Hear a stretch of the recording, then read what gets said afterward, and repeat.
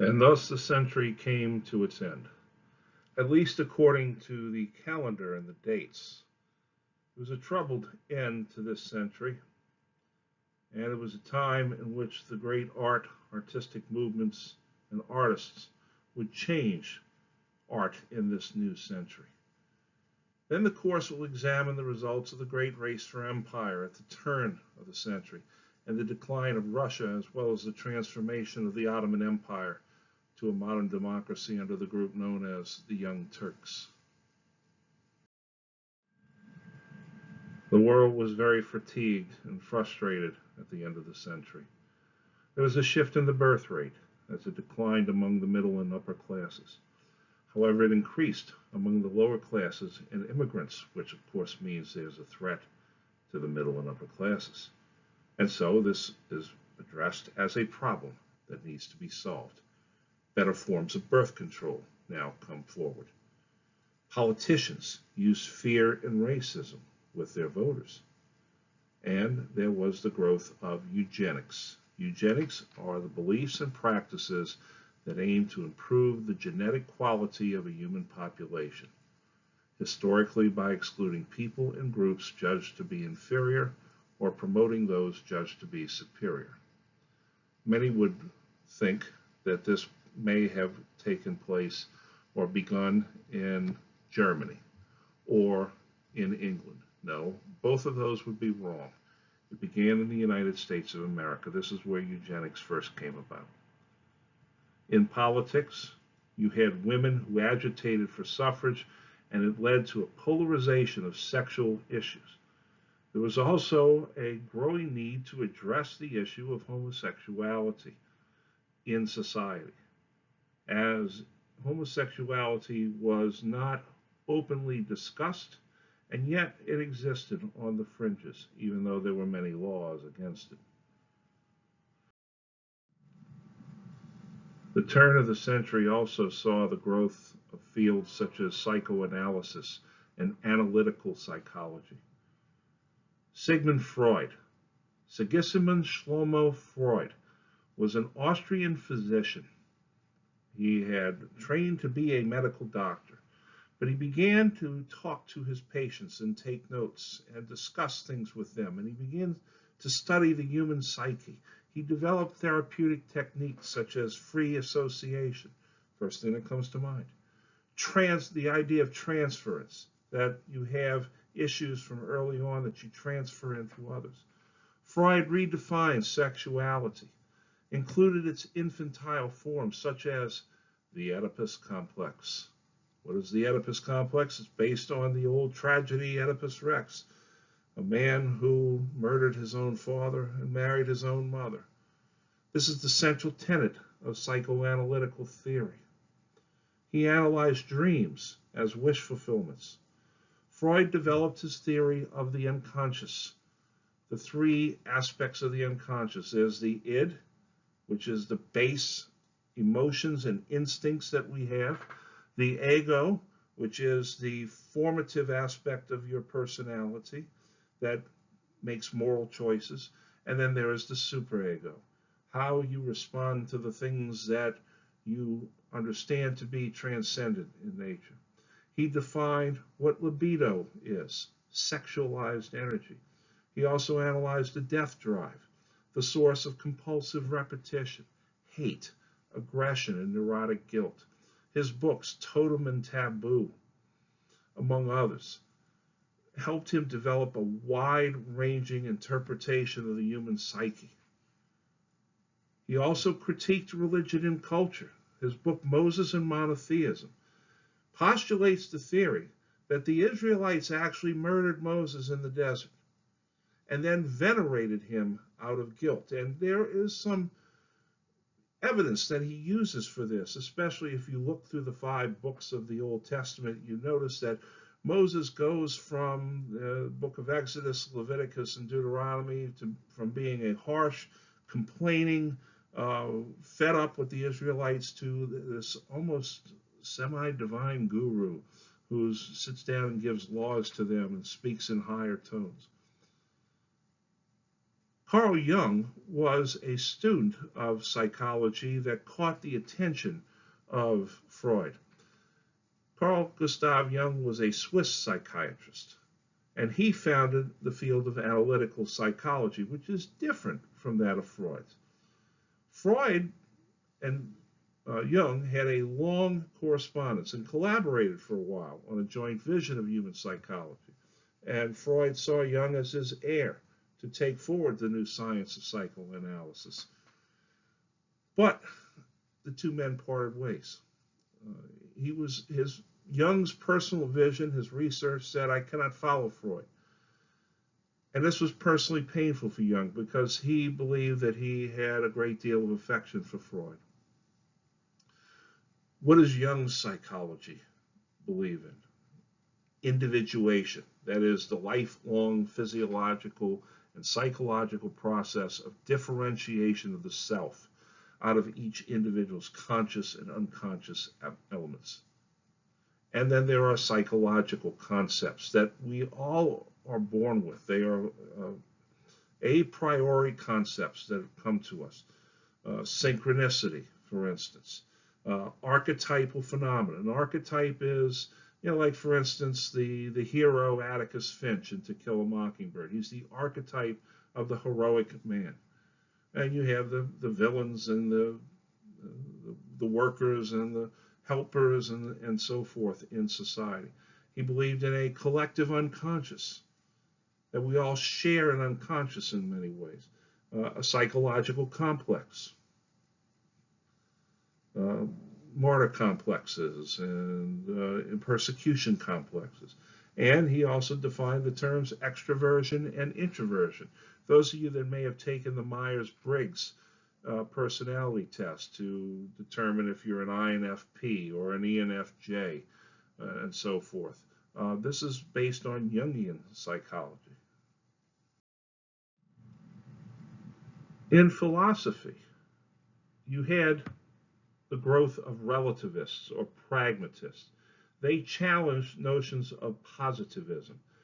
They saw that action is moral or immoral based on perspective, not based on a concept or a positive concept. The apostle of relativism was Friedrich Nietzsche. He's the father of postmodernism. He became the youngest person ever to hold the chair of classical philology at the University of Basel in 1869. He was only 24 years old, but he burned out quickly. Nietzsche's writing spans philosophical polemics. A polemic is a form of rhetoric in which you state a position and then you undermine the opposing position. You use poetry, cultural criticism, fiction. He displayed a fondness for aphorisms, statements that have the force of fact. He had a great deal of irony.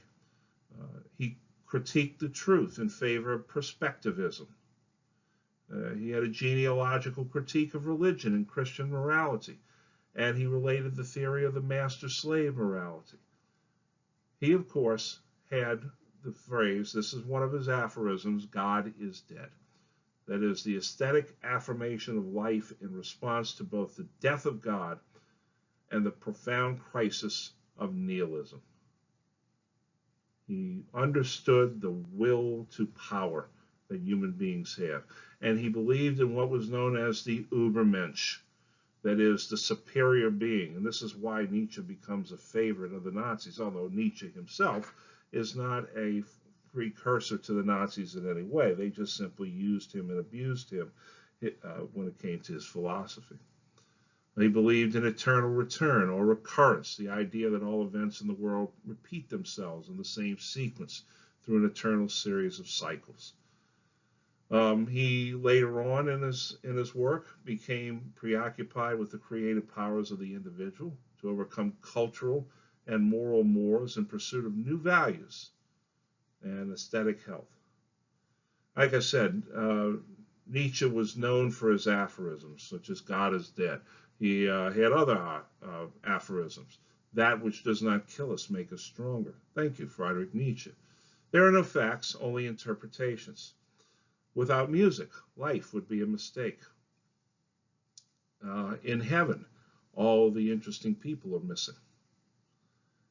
And perhaps the one that is best known is that when you look into the abyss, sometimes the abyss looks back into you.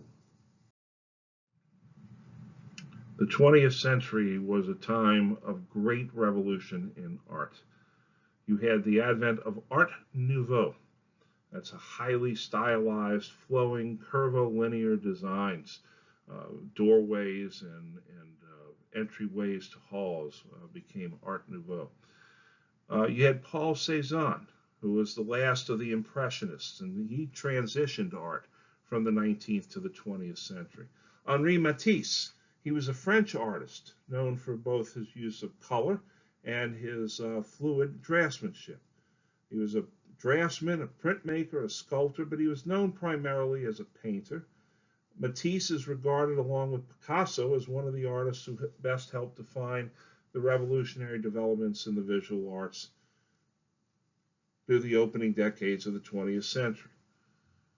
Gustav Klimt, he was an Austrian symbolist painter and one of the most prominent members of what was known as the Vienna Secession movement, which was an Art Nouveau movement.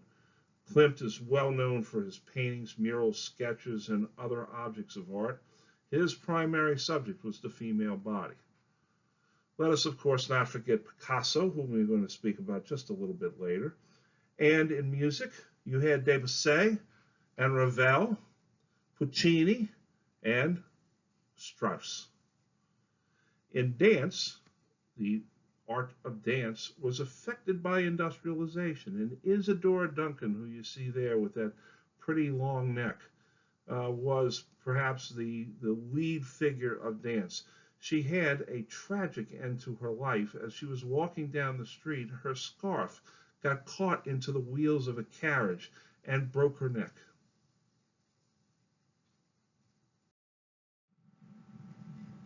As you hear the melodious tunes of Ravel's Bolero, this is an Art Deco doorway in the Art Nouveau fashion. Notice the curves, very few straight lines here, and very beautiful.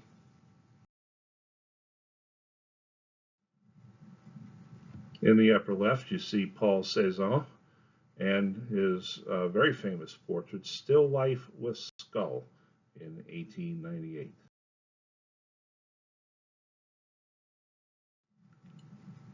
Cézanne painted his own mother as well as his father later on. This portrait of his mother's titled Femme au chapeau vert, Woman in a Green Hat, Madame Cézanne. He finished this painting in 1895.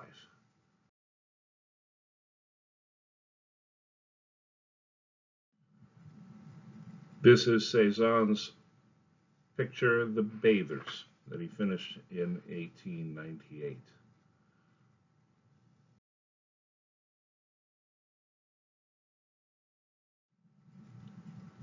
Cézanne also painted his own studio. This is the Jas de Buffon that he finished in 1887. This work from Cézanne is titled The Card Players that he finished in 1893. This piece is owned by the royal family of Qatar, the island nation that sits in the Persian Gulf and will be hosting the World Cup in 2022. Now we move over to Henri Matisse. This is The Red Room that he painted somewhere around 1890.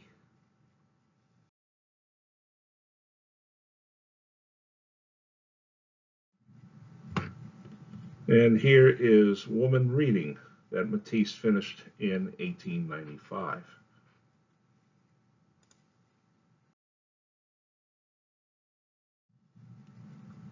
Here's a painting by Matisse called Les Toits de Couleur, finished in 1905.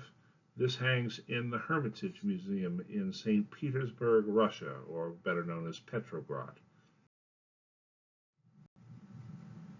Matisse also did sculpture. In 1907, he did this called Awakening. This was sculpted out of plaster. And it is at the exhibition of the Salon of the Golden Fleece, which is in Greece.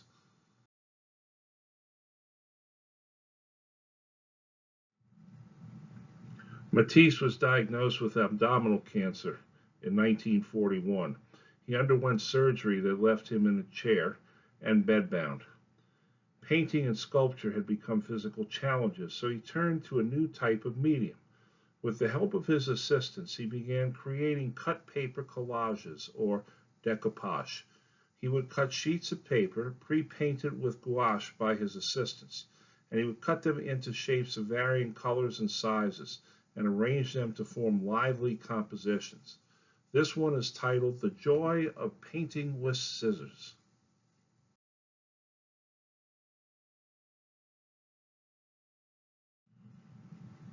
We now turn our attention to Gustav Klimt. Klimt had very unusual styles of artistic expression. He did a self-portrait like all good artists do, but then he turned to his chief work, and you see there the Tree of Life that he used gold leaf to help create.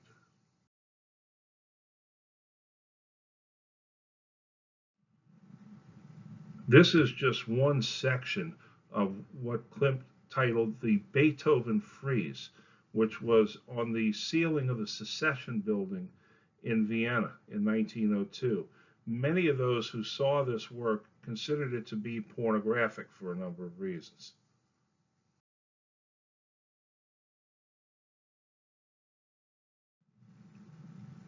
This painting from Klimt is titled The Kiss, that he finished in 1908. It hangs in the Österreichische Gallery Belvedere in Vienna, Austria.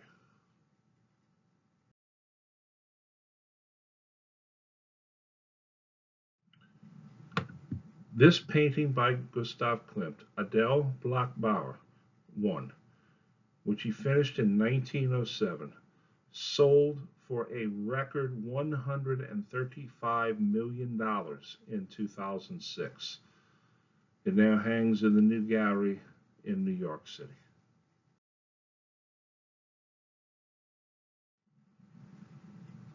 Pablo Ruiz Picasso was born in 1881 in Spain.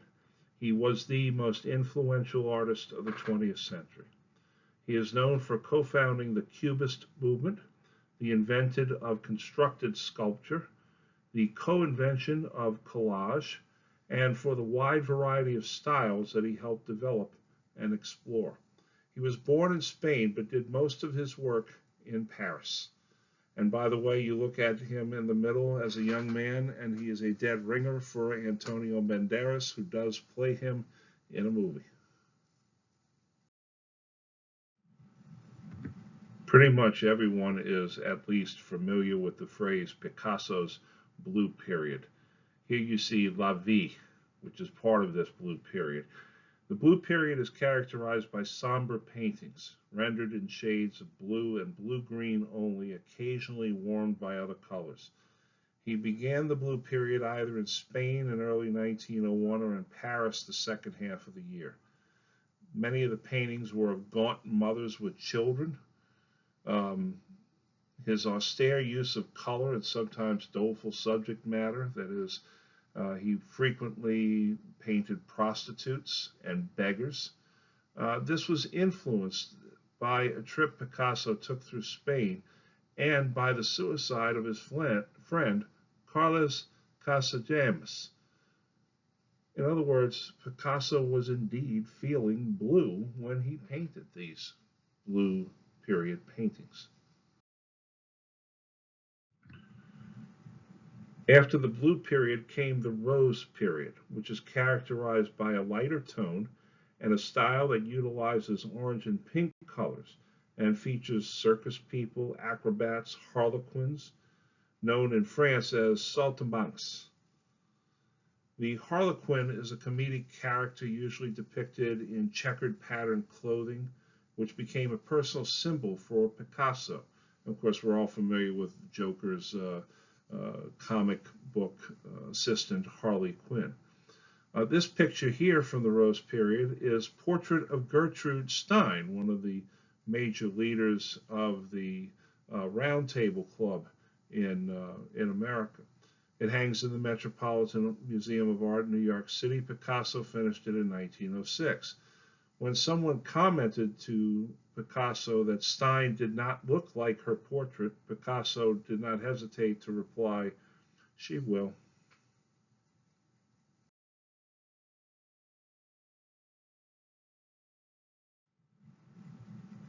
Here is a Harlequin, and the work is titled Harlequin Tenant un Verre. He painted this in 1905. It also hangs in the Metropolitan Museum of Art.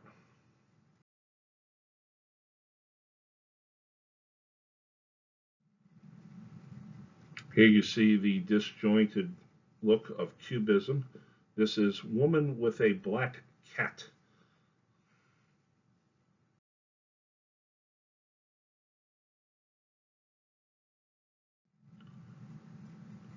One of his most famous paintings are the Five Maids of Avignon, which is the town of Avignon in France, where the Pope used to actually have his headquarters for about almost 60 years.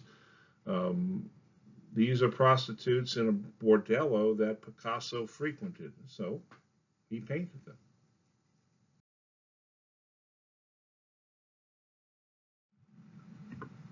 Picasso was not above the fray when it came to depicting terrible scenes in life, and perhaps the most heartbreaking was after the bombing of the Spanish city Guernica in 1936 by the German Luftwaffe during the Spanish Civil War. And so he painted Guernica to capture the human and living agony of a bombing of a city.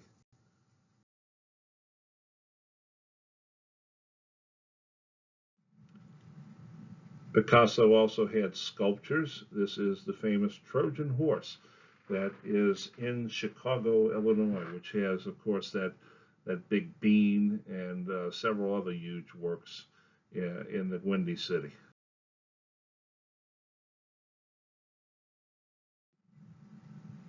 The end of the 19th and the beginning of the 20th centuries ushered in a new era in politics, especially when it came to mass politics that attracted the working class because of the mobilization of the masses.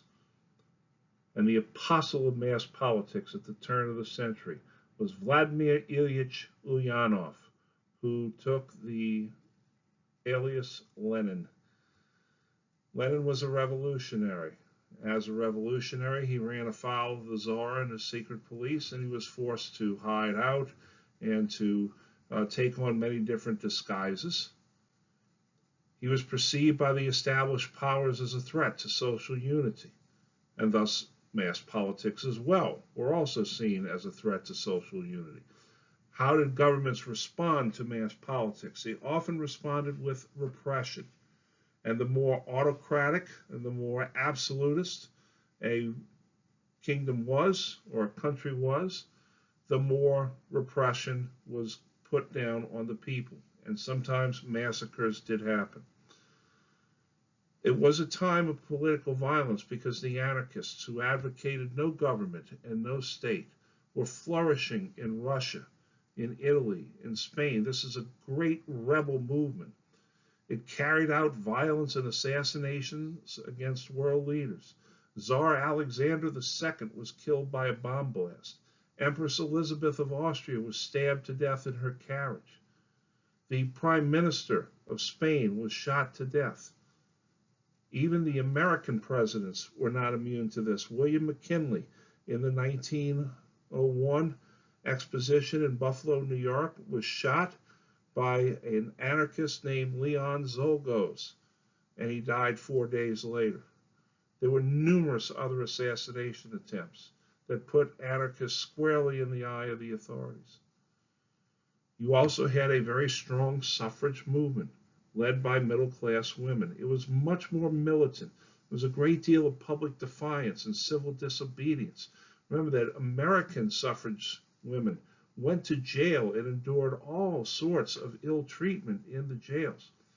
In England, one suffragette actually threw herself in front of a horse during a horse race in which King George V was witnessing. And she did this to protest a lack of suffrage for women.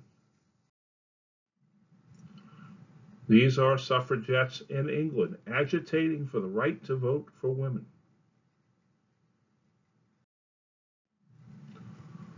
There is, of course, the continuing problem of Ireland as it sticks in the side of the British Empire like a thorn. There were now a great Irish Home Rule movement to allow Ireland its own government rather than to be governed by the Parliament from Westminster. The two leaders of this movement were Isaac Butt, who was a politician, and the great poet William Butler Yeats, who wrote such poems as The Lake Isle of Innisfree and Sailing to Byzantium. They created a political party for this purpose called Sinn Féin, which is the Irish for we ourselves. They followed Irish nationalism. They wanted to return to Irish customs and language. There is also the question of the Jews in Europe, especially. The Dreyfus affair had exposed the stark truth to many Jews that they would never be at home anywhere other than in a country of their own.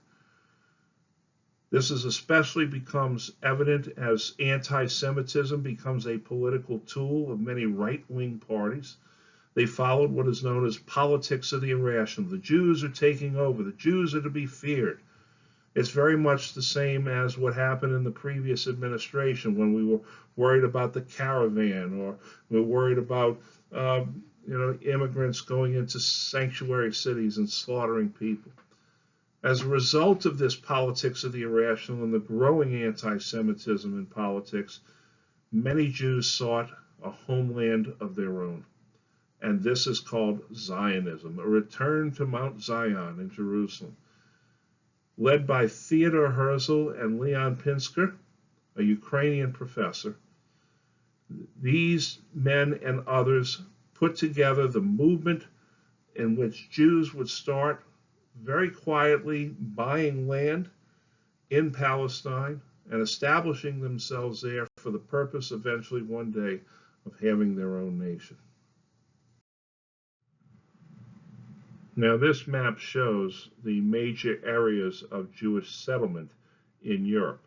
The area in purple is called the Pale, the Jewish Pale of settlement. This is where the largest concentration of Jews lived in the world.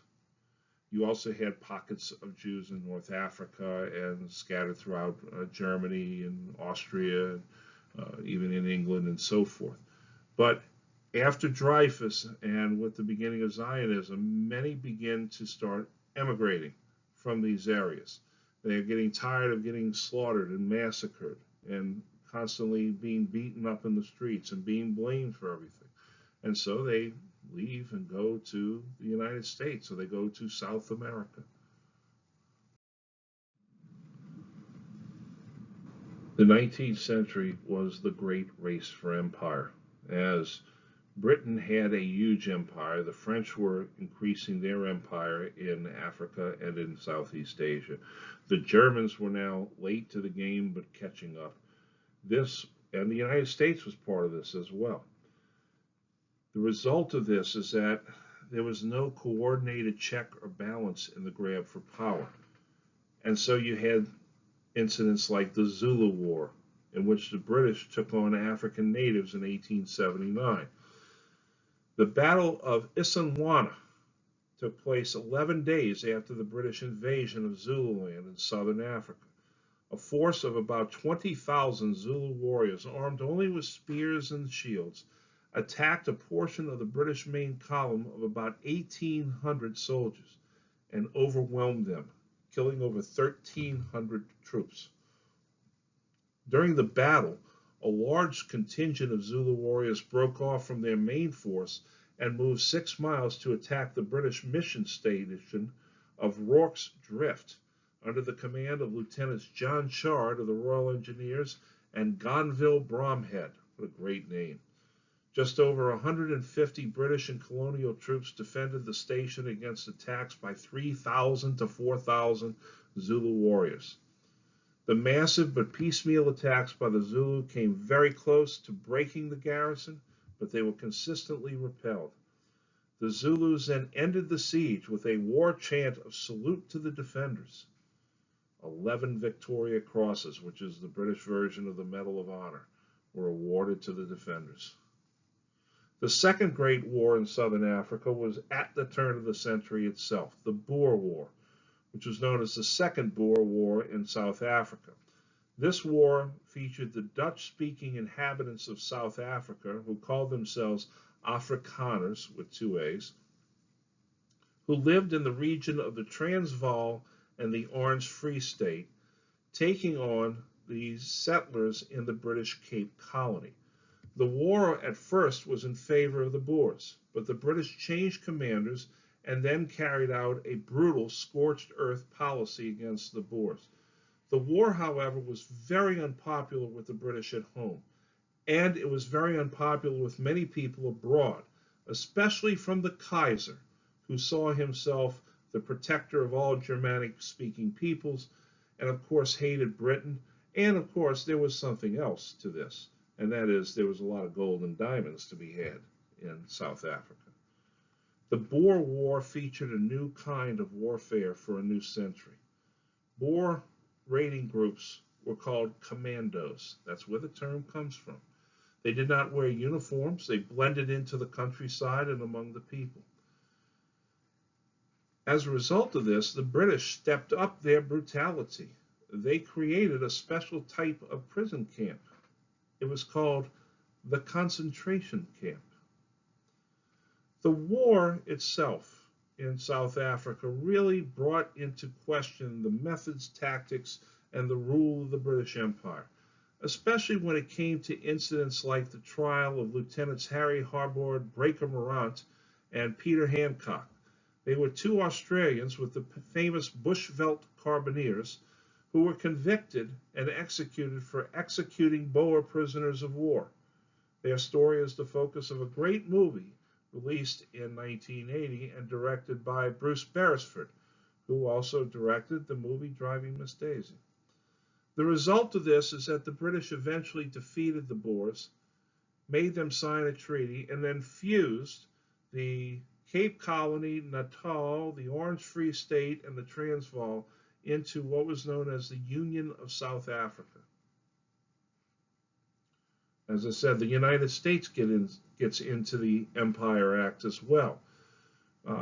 Following up with their great building of a new navy, they conduct the Spanish-American War, in which they take the Philippines in the Pacific and Cuba in the Caribbean and drive the Spanish out and create Cuba as a independent nation. Because when the United States goes to war, many of the senators say we're going to war to free Cuba, not to make it another state. And part of this is they didn't want all the problems that went along with it, and the majority of it, though, was because there were plenty of black people in Cuba, and white Americans did not want them in there. Here you see the fusion of the Transvaal, the Orange Free State, the Cape Colony, and Natal into what would be known as the Union of South Africa.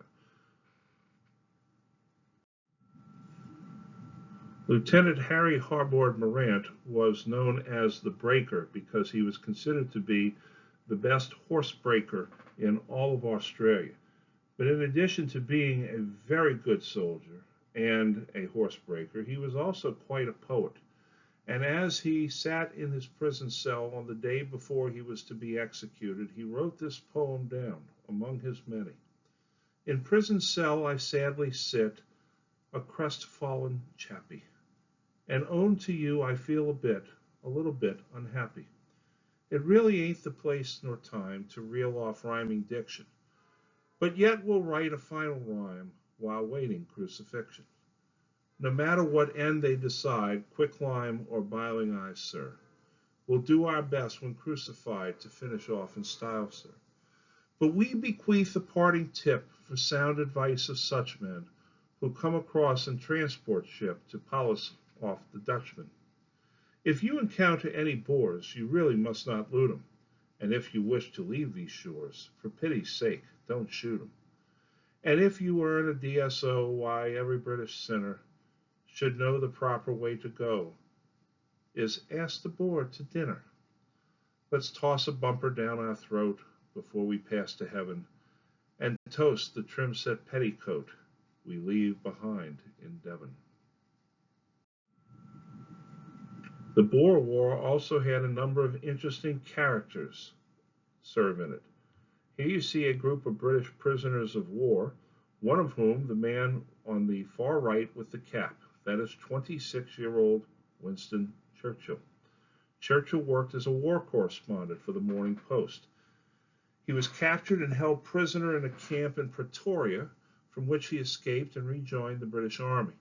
He received a commission in the South African Light Horse, still working as a correspondent, and he witnessed the end of the war with the capture of the cities of Ladysmith and Pretoria by the British. Another character who served in the war was Sir Arthur Conan Doyle, who later created the world's greatest detective. Doyle served as a volunteer doctor in the field hospital in the town of Bloemfontein in 1900. In his widely distributed and translated pamphlet, The War in South Africa, Its Cause and Conduct, he justified both the reasonings behind the war and the handling of the conflict itself. This was in response to complaints about the concentration camps. He pointed out that over 14,000 British soldiers had died of disease during the conflict, as opposed to the 8,000 killed in combat. And at the height of the epidemics, he was seeing 50 to 60 British soldiers dying each day in a single ill-equipped and overwhelmed military hospital.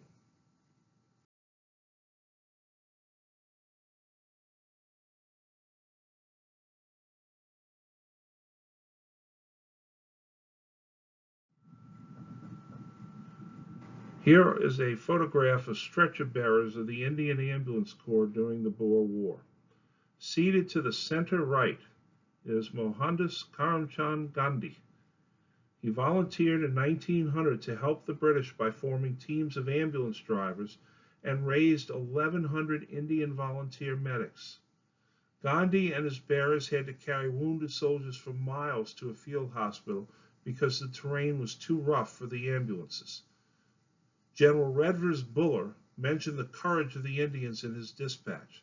Gandhi and 37 other Indians received the War Medal.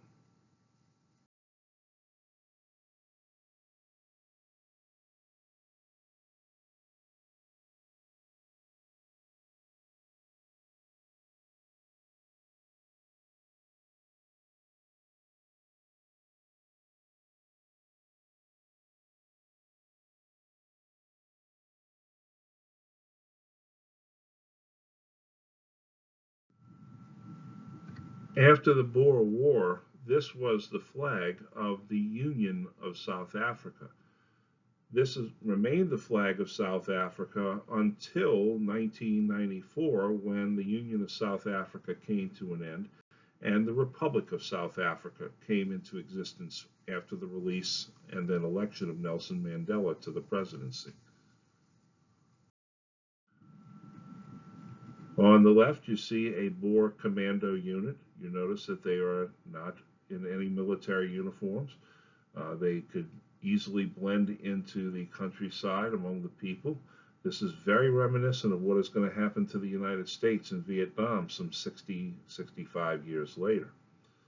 On the lower right, you see the U.S. Rough Rider Cavalry Regiment on San Juan Hill, led, of course, by Theodore Roosevelt. The Rough Riders captured the American heart and imagination, but of course, in the typical American way, the soldiers that did most of the work at this battle were the Buffalo Soldiers, and they were African Americans, so they didn't get all that credit.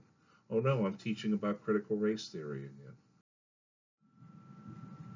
Like Germany, Italy was a latecomer to national unification and therefore the building of empire. Italy was defeated by Ethiopia in 1895, and this was the first defeat of a European nation by an African nation.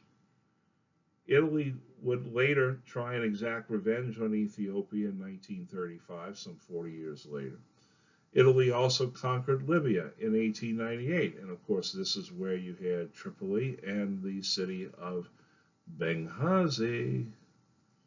Now across the globe there is Japan, and Japan, as I said, began to modernize with the Meiji Restoration and decided that it needed to expand and become the preeminent Asian power. In the First Sino-Japanese War in 1895, that's the war between China and Japan, the Japanese defeat the Chinese and take Formosa, that is modern Taiwan, that's the island off the coast of China, and take over in Korea as well. And they ended China's domination of East Asia, and they create a situation ripe for revolution in China. Near, again, the end of the century came what was known as the Boxer Rebellion. The Chinese called it the Yehetuan movement. What happened was that there was this group of Chinese nationalists who called themselves the Society of Harmonious and Righteous Fists, who engaged in ritual boxing and martial arts that they felt would deflect the bullets of the Western powers. The Boxers were encouraged to rebel in 1900 by the Dowager Empress of the Qing dynasty. They massacred Christians and missionaries. They took property from Christians and Westerners. This led the European powers to create an 8-nation alliance that invited also Japan in. It was the United States, Austria-Hungary, Britain, France, Germany, Italy, and Russia, as well as Japan. It relieved the foreigners being besieged in Beijing, and then proceeded to plunder the capital and the countryside. This was, again, the occasion for one of Kaiser Wilhelm's unfortunate remarks about how the yellow hordes will feel the wrath of the Hun. The Boxer Rebellion, more than anything, showed the decrepitness of the Qing dynasty. And so Dr. Sun Yat-sen overthrew the Qings and declared a republic. So on the upper left is a member of the Society of the Harmonious and Righteous Fists. They believed that martial arts would deflect bullets. They found out the hard way that that just wasn't the case. Here are American troops storming the fortress in Beijing and moving toward what was called the legation area where the Westerners lived, who had been under siege at the time. There were all sorts of interesting ways that the Western powers and Japan would execute boxers. Here you see boxers being executed by standing strangulation, a very slow and painful form of death. And here you see Japanese troops executing boxers in a rather traditional Japanese style, beheading. While Russia and Japan were part of the 8-nation alliance, this was not so much a friendly alliance as it was an alignment of interests. Russia and Japan had been competing against each other in Eastern Asia for quite some time.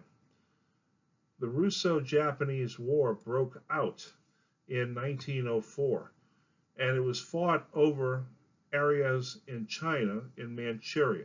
It was fought over the Liaodong Peninsula and the town of Mukden in southern Manchuria, as well as the seas around Korea, Japan, and the Yellow Sea. At the outbreak of the war, many thought the Russians would easily overwhelm the Japanese. But negotiations broke down in 1904, and the Japanese Navy did something daring. They carried out a surprise attack on the Russian Eastern Fleet in Port Arthur, China. Interesting, the Japanese had a surprise attack. So, the Tsar tells his Baltic fleet, that's in the Atlantic region, to sail all the way around the world and go kick some Japanese ass, so to speak. Instead, the Japanese sent the Russian fleet to the bottom of the sea in the Battle of the Tsushima Straits. Now, Tsar Nicholas decided to fight on, despite the fact that he was losing badly, because he wanted to avoid humiliation, and things were getting worse and worse. When suddenly, United States President Theodore Roosevelt entered the scene and invited the warring parties to Portsmouth, New Hampshire. The ensuing Treaty of Portsmouth gave numerous concessions to the Japanese and marked Russia's decline. However, the Japanese felt that they had been shortchanged in this and that Russia was let off the hook. And the Japanese had very long memories. Theodore Roosevelt, for his part, was awarded the Nobel Peace Prize and made the United States an important world player in foreign policy. For Russia, this was the beginning of the end for the Tsar. It would take another 12 years. But starting in 1905, on January the 22nd, unarmed demonstrators led by Father Georgy Gapon were fired upon by soldiers of the Imperial Guard as they marched toward the Winter Palace to present a petition to the Tsar. The massacre made Russia a nation in revolt, and it resulted in the first revolution in Russia called the Revolution of 1905. A series of workers' strikes, peasant unrest, and military mutinies resulted in the October Manifesto, in which the Tsar finally allowed a parliament for Russia called the Duma. He allowed a multi-party system. He actually had a Russian constitution written. And then he proceeded to do his best to try and undermine it. Meanwhile, workers in Russia were forming councils, governmental councils called Soviets. Here you see Tsar Nicholas II opening the first Duma of the Russian people, and many remarked that this was very much like Louis XVI calling the Estates General together. And you know how that turned out for Louis XVI. This map shows Japan, Korea, Manchuria, China, and Formosa, and circled is the Tsushima Straits, where the great Japanese victory took place, and you can also see in there Port Arthur, where the Japanese carried out their surprise attack. Here you see the Russian delegation towering over Theodore Roosevelt, and definitely the Japanese delegation. This is pictures taken in Washington. Roosevelt never set foot in Portsmouth, New Hampshire. He never took part in the proceedings. He simply arranged for the conference to take place. This is what he got the Nobel Prize for. To the right is a young Japanese naval officer who participated in this war. His name is Yamamoto Isoroku. He would lose 2 fingers on his right hand during this war. He would later rise to become vice admiral.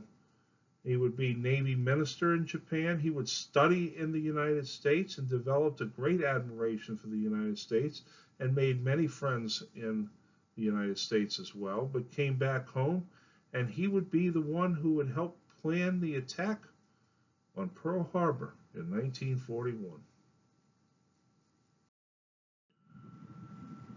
This is a map showing China and India and the great British and French and German possessions, as well as Japan that you see there. You see where the Tsushima Straits are. You see where Hong Kong and Formosa and French Indochina and the British fortress city of Singapore. One of Russia's big problems is that anytime they would get an effective minister, they couldn't keep him long because he'd either be assassinated or he would be overthrown. Case in point is Pyotr Stolypin. He was the 3rd prime minister of Russia and Nicholas's most effective minister. Very capable and professional public servant. He was not in favor of liberal democracy or anything like that. He was very much in favor of the Tsar and the monarchy. but he tried to modernize the monarchy of Russia and bring it into the modern era, which meant ending the system of agriculture that they had. The system of agriculture were these collective farms called mirs, and it just didn't work. And so Stolypin begins to make the nobility kind of take more accountability for their lands. He cancels land redemption payments. He gives out government loans so that people can purchase land. Unfortunately, a leftist assassinated him in 1911, although some people say that the right wing put the left wing up to it because they wanted him out of the way. They feared that his relationship with the Tsar was too good. The biggest problem, though, in Russia were the Tsar and the Tsarina. Their problem is, despite the reform of giving the Russian people a parliament, they were still very much committed to autocracy. And this consistently gets in the way of Russia's progress. And as if that weren't bad enough, there was a new figure in the royal court by the name of Grigory Rasputin. Grigory Rasputin came from Siberia and supposedly had some sort of a religious conversion and became a monk, although he was not attached to any monastery or was ordained or anything like that. He made his way west to St. Petersburg and almost immediately ingratiated himself to the royal court, especially the Tsarina, because he claimed the power to heal the Tsarina's son, Alexei, the only boy of the family, the heir to the throne. He was afflicted with the hemophilia that he inherited from all of those many generations of first cousins marrying and intermarrying. Rasputin also possessed a piercing set of blue eyes that captivated all who looked at them.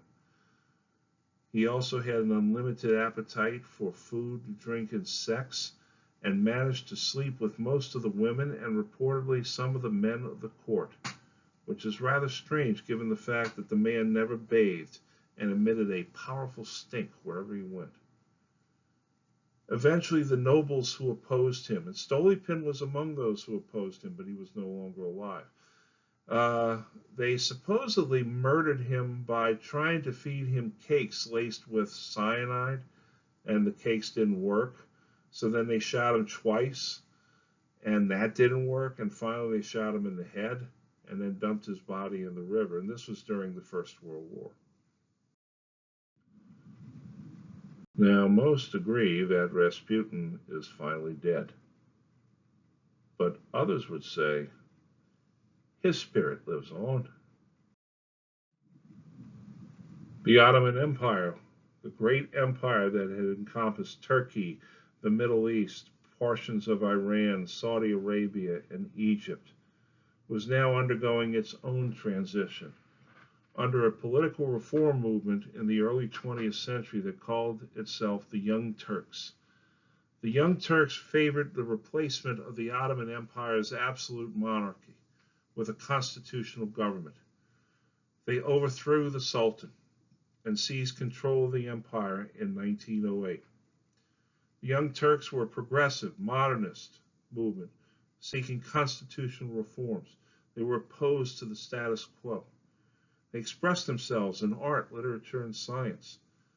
One of their main leaders was Enver Pasha, who only lived to be 41 years old, but did get a lot done in that time. This is the time, though, that the Ottoman Empire is breaking up, and many of the European portions of the Ottoman Empire are agitating for freedom, especially the Greeks. The Greeks begin demanding independence. But with all such national movements like the Young Turks, there's always a dark side to the force. And this was manifested in the Armenian genocide in 1915. And it showed that the Young Turks nationalist movement was not a perfect movement by a long shot. That is Enver Pasha, who would lead the Young Turks and help wrest control of Turkey's government. Nowadays, the term Young Turk refers to any up-and-coming uh, political leader, a young one who wrests power from the older, more established leaders. Now, here's a map of the Ottoman influence in the Balkan Peninsula as it ran up against Austria-Hungary. Uh, but eventually, nations like Serbia, Bulgaria, and then Greece and Albania would all break away, although the Muslim population would remain there. Of course, you know I'm going to have to circle my favorite city, Constantinople, but also draw your attention to the city of Sarajevo, which is located in Bosnia-Herzegovina at this time in the Austrian Empire.